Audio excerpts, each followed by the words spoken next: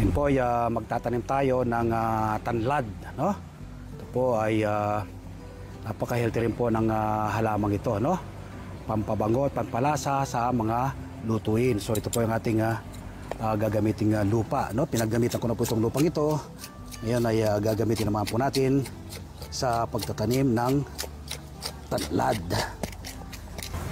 Ito po natin tatanim ang ating tanlad sa paso, no? Dalawang paso ang ating pagtatamnan. Ito pong lupang ito, ginamit ko na. I-condition po natin uli, no?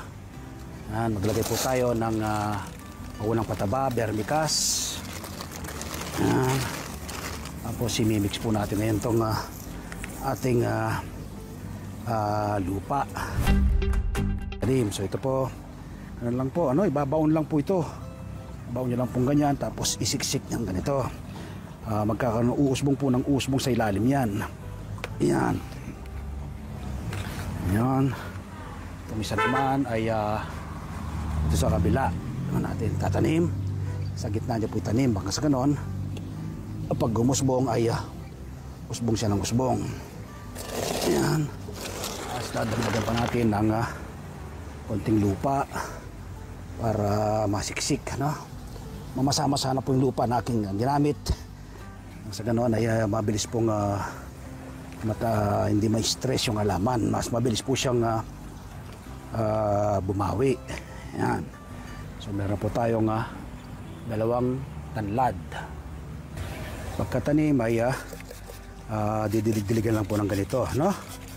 Para mabilis pong mag-fit yung lupa sa ugat ng ating tinanim na halaman. Huwag pong bubuli. After 3 months, so yan na po yung ating tanim na tanlad. Ang dami na pong mga bagong usbong. Ayan po. Dati po isang tanim lang po tayo dyan, isang usbong lang. So ngayon po ay marami na, no?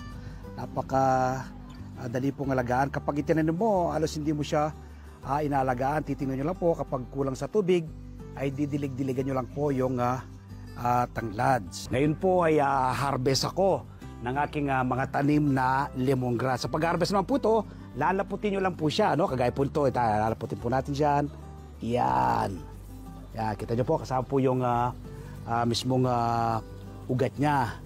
So ito pa, ito malaki to. Ayan, kita nyo po, lalaputin nyo lang po siyang ganito. Ayan. Ay, para pwede pa pong itanim yung kanyang, yan. Kita nyo po. So ito ang ating na-harvest, ano? Kasama po yung ugat. Ang gagamitin lang po nito, ito lang. So itong in-harvest natin ito, kapag po ginamit niya banda rito yan, pwede na po yung itanim, ano? Ayan po yung ugat niyan, tapos usbong po siya ng usbong. So dalawa lang po yung ating na-harvest ito, kasama rin yung ugat. Ayan, may ugat din siya, oh. Yan.